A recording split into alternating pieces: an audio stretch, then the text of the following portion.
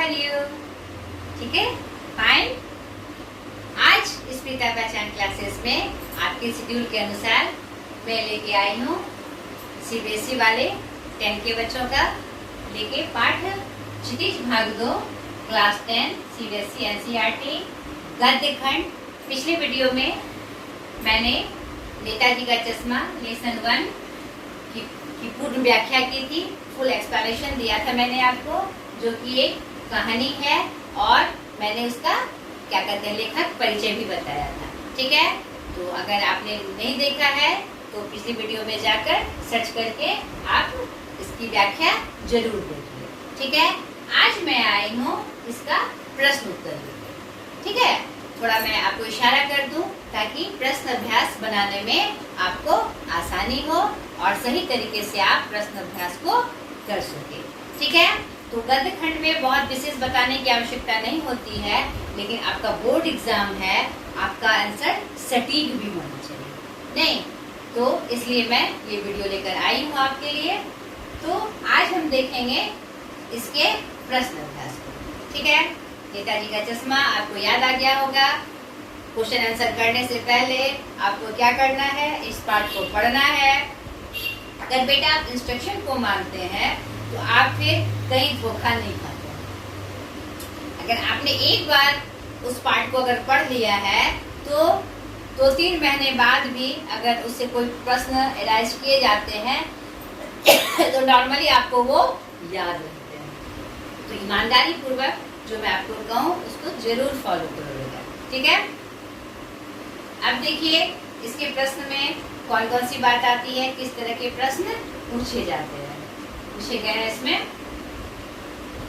पहला प्रश्न है, सेनानी ना होते हुए भी चश्मे वाले को लोग कैप्टन क्यों कहते थे? नहीं, आपने जब ये पाठ जब मैं व्याख्या कर रही थी या जब अगर आपने ये पाठ पढ़ा होगा या नहीं पढ़े हैं तो क्वेश्चन आंसर करने से पहले आपको पढ़ना ही है। तो आप देखेंगे यहाँ पर कैप्टन का मतलब कोई सेनानी था ही नहीं, एक बेचारा मरियम सा सीधा साधा कमजोर एक व्यक्ति था जो फेरी लगाकर चश्मा बेचा करता था। उसका नाम कैप्टन क्या था?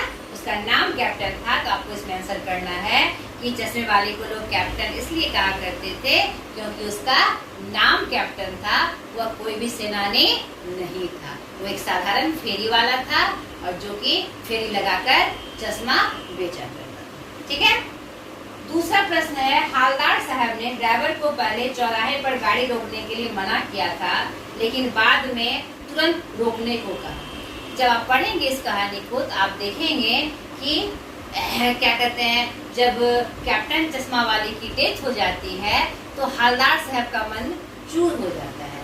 वो चौक पे किसी न किसी मतलब उस चौक से वो अपने काम के सिलसिले में गुजरते थे जहाँ पर नेताजी सुभाष चंद्र बोस की मूर्ति थी, वो गुजरते थे और एक नागरिक के रूप में तो पता नहीं क्या उनसे अट्रैक्शन हो गया था, वो रुकते थे और वो हरकतें देखते थे कि उस मूर्ति के साथ विशेष कोई नागरिक क्या करता है उसके साथ।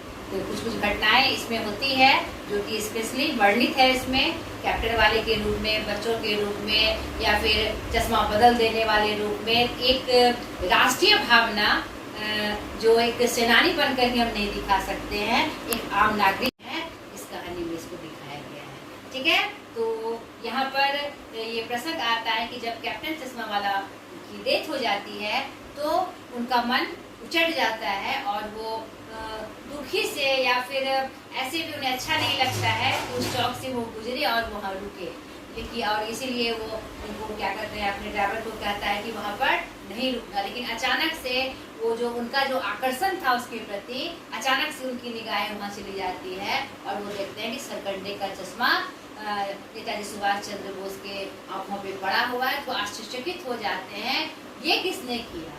यहाँ पर एक बहुत ही अहम भावना दिखती है कि नागरिक को उनका चश्मा में न होना अखरता है तो किसी न किसी रूप में उनके आंखों में चश्मा पड़ा रहता है। तो वो जानने के लिए उत्सुक हो जाते हैं कि ये किसने पहनाया। तो ये सरगंडे का चश्मा किसने पहनाया? वो पता चला एक छोटे बालक ने खेल खेल में नेताजी के प्रति उनकी इतनी आस्था है, एक छोटे बच्चे में भी इतना राष्ट्र प्रेम है उनके प्रति, इतना उद्गार है कि बिना चश्मे की मूर्ति को देखना पसंद नहीं करता है, लगता है कहीं ना कहीं कमी है। तो इसको देखकर वो अचंभित हो जाते हैं, इसलिए ड्राइवर को वह रोकते हैं। ठीक है, इसमें 3 प्रश्न है। हालदार साहब पहले मायूस क्यों हो गए थे? मायूस हो गए थे कैप्टन के बारे में सुनकर कि अब की उसकी मृत्यु हो गई, या सुनकर वो मायूस हो गए थे अब जो उनके आंखों पे चश्मा चढ़ता है अब कौन चढ़ाएगा। ठीक है, मूर्ति पर सरकंडे का चश्मा क्या उम्मीद जगाता है? मूर्ति पर सरकंडे का चश्मा यह उम्मीद जगाता है कि हमारी देश में जो राष्ट्रीय भावना है आज भी उतनी ही प्रबल है, उसको सही रूप में प्रदर्शित करने की आवश्यकता है, सही जगह पर प्रदर्शित करने की आवश्यकता है। ठीक है बेटा, हालदार साहब इतनी सी बात पर भावुक क्यों हो उठे? एक सरकंडे का चश्मा देखकर वो इतना बड़ा आदमी, एक प्रबुद्ध आदमी क्या कहते हैं, भावुक क्यों उठा? इसलिए भावुक हो उठे क्योंकि वो खुद एक राष्ट्र प्रेमी व्यक्ति थे और उनका मन इस घटना से, एक छोटी सी घटना से एकदम बहुत खुश हो गया कि चलो कि राष्ट्रीय भावना प्रदर्शित करने के लिए कोई बहुत बड़ी सेनानी की आवश्यकता नहीं होती है। हर एक आदमी के दिल में आज भी राष्ट्रीय प्रेम जिंदा है और राष्ट्रभक्ति में जो समर्पित हैं, जो विशेष व्यक्ति हैं, जैसे हमारे नेता सुभाष चंद्र बोस जी का मैंने जिक्र किया है, तो आज भी लोग उनके प्रति अपना सादर क्या करते हैं, दिखाते हैं, उनका आदर सत्कार दिखाते हैं, इससे वो भावुक हो। ठीक है, तो अब नेक्स्ट प्रश्न देखिए, आशय स्पष्ट कीजिए। इसमें ये है, बार बार सोचते क्या होगा उस कौम का जो अपने देश को खातिर घर गृहस्थी जवानी जिंदगी सब कुछ होम देने वालों पर भी हंसती है और अपने लिए बिकने के मौके ढूंढती है। ये प्रसंग उस समय का है बेटा, जब आप पाठ पढ़ेंगे तो देखिएगा, जब कैप्टन उस चश्मे वाले की मौत हो जाती है तो सभी भावुक हो उठते हैं। वो एक पान वाले का जिक्र आएगा जो उसे लगड़ा करके कभी संबोधित करता है, उस पर हंसता है, किसी बात पे उसे चिढ़ाता है, उसकी अवस्था को देखकर, उसका जो व्यक्तित्व है उसको देखकर, लेकिन उसकी मृत्यु पर एकाएक भावुक हो जाना, तो यहाँ इसमें प्रदर्शित होता है। यहाँ पर ये प्रसंग में लेखक कहते हैं, तो ये मैंने आपको पहले भी बताया है, किसी प्रश्न में आशय स्पष्ट करना हो, भाव स्पष्ट करना हो, अर्थ बताना हो, तो हम उसका आंसर कैसे करते हैं? पहले हम पाठ का परिचय लिखते हैं। यह पंक्ति किससे ली गई है? हमारे नेताजी का चश्मा पाठ की कहानी से ली गई है, जिसके लेखक कौन है? स्वयं प्रकाश जी। स्वयं प्रकाश जी ने ये कहानी लिखी है। स्वयं प्रकाश जी, यह बातें उस प्रसंग में आई है जब कैप्टन चश्मे वाले की मौत हो जाती है, जो कि एक सच्चा देशभक्त, उसने पूरी जवानी खत्म कर दी, उसकी रोजी रोटी में, घर गृहस्थी में बेचारा पिस सा गया, लेकिन अपनी राष्ट्रीय भावना उसने नहीं खोई, लेकिन फिर भी लोग उस पर हंसते हैं। तो यहाँ पर ये दिखाकर ये लेखक ये हमें सचेत कर रहे हैं कि हमें ऐसे राष्ट्रभक्तों का सम्मान करना चाहिए, जिंदा रहते उसका सपोर्ट करना चाहिए। यहाँ पर यह प्रदर्शित है। ठीक है बेटा, आगे देखिए, पान वाले का एक रेखा चित्र प्रस्तुत करिए।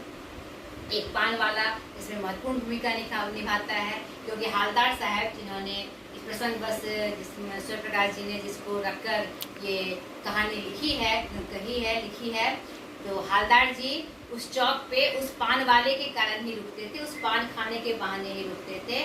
वो जो पान वाला का जो रूप था, काला मोटा एकदम भद्दा सा था, वो मिनट पे हर 1 घंटे में, आधे घंटे में वो पान चबाते रहता था। उसकी जो सारी दांतें थी लाल थी, वो मतलब कि एक बेढंगा सा इंसान था, और सामने वाले को भी उसमें इतनी भी तमीज नहीं थी कि सामने वाले से कैसा व्यवहार किया जाए, क्या बोला जाए। लेकिन कैप्टन के मरने के बाद उसकी एक विशेषता दिखाई देती है कि वह बहुत दुखी होकर हालदार साहब जब पूछते हैं कि क्या बात है, इतना सन्नाटा क्यों है, आज उनके आंख पे चश्मा नहीं है, तो क्या वो बड़ा दुखी होकर कहता है कि सर कैप्टन मर गया, कैप्टन की मृत्यु हो गई। उस समय जो उसकी मनोदशा थी उसका चित्रण उन्होंने, लेखक ने एक विशेष गुण के रूप में किया। तो ऐसे इन्हें मतलब उसका जो चित्रण है, शारीरिक चित्रण, इसके बाद उसकी जो मनोदशा है कैप्टन के प्रति जिंदा के समय और मरने के समय, दोनों दिखाकर उनका वर्णन करना है बेटा। 5वां प्रश्न है, वो लंगड़ा क्या आएगा फौज में? पागल है पागल। कैप्टन के प्रति पान वाले की टिप्पणी की अपनी प्रतिक्रिया लिखिए।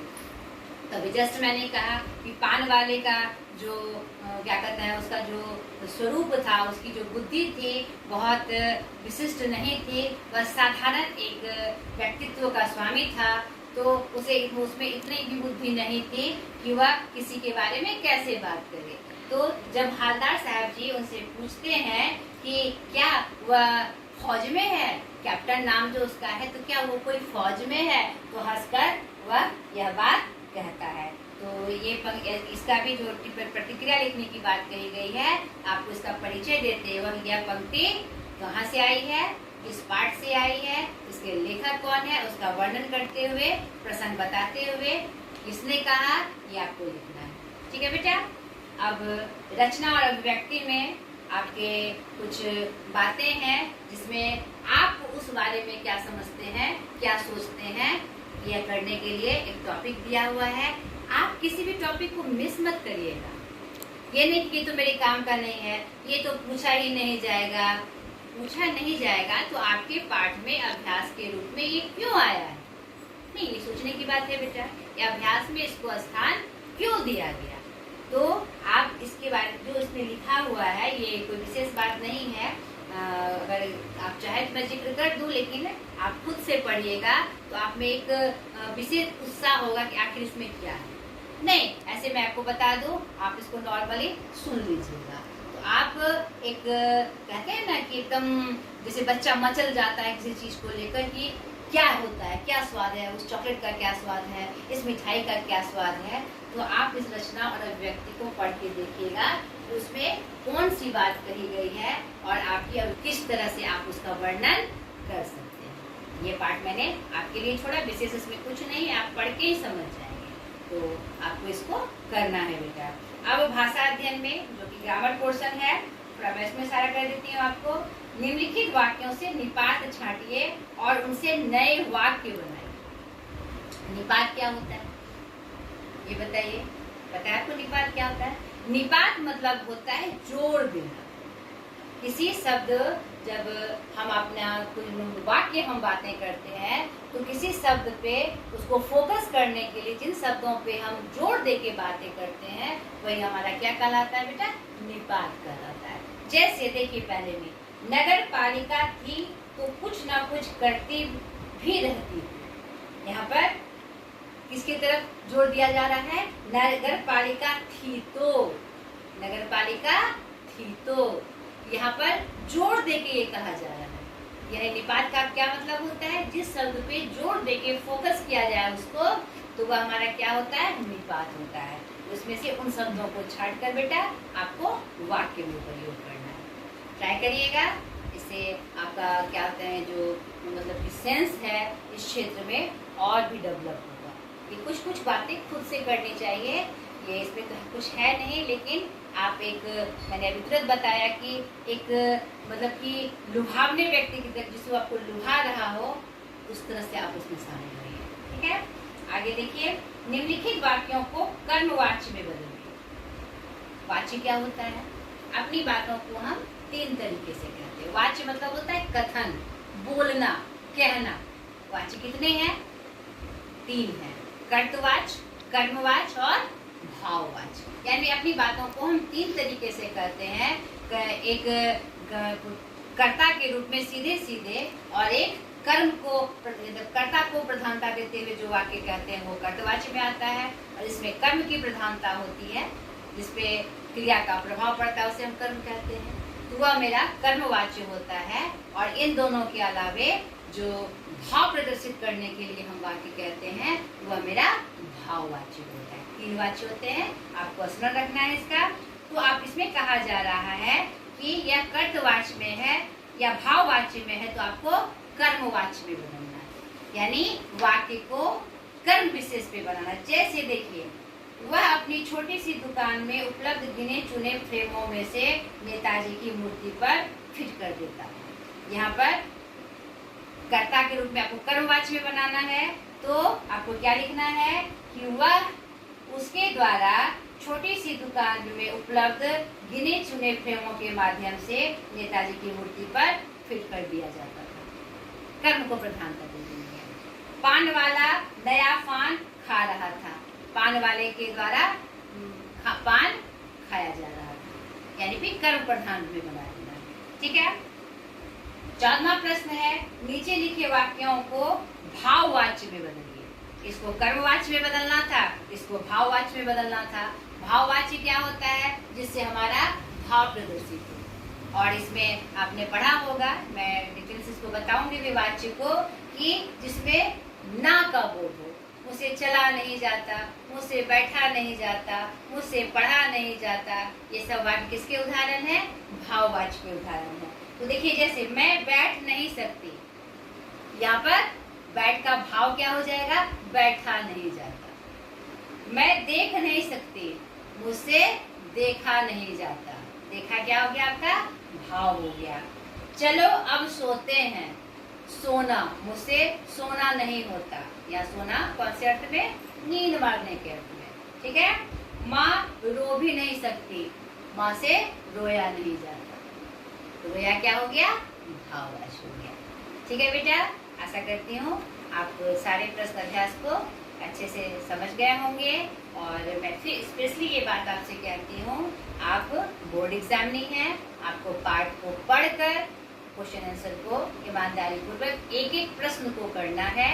और चाहे वो रचना और अभिव्यक्ति के रूप में हो, नॉर्मल प्रश्न अभ्यास के रूप में हो, भाषा अध्ययन के रूप में हो, एक एक प्रश्न का आंसर करना है, ताकि किसी भी तरह घुमा के प्रश्न आपसे पूछा जाए तो आपको नॉलेज हो उसका आंसर कैसे किया जाता है। ठीक है बेटा, आज तक के लिए इतना ही। बाय।